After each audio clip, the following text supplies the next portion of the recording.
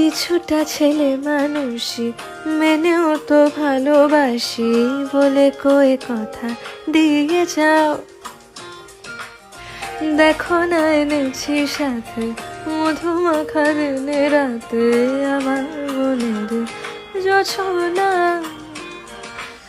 এভাবে গল্প হোক আমাদের রূপকথায়, এভাবে গল্প হয় আমাদের রূপকথায়, এভাবে গল্প হোক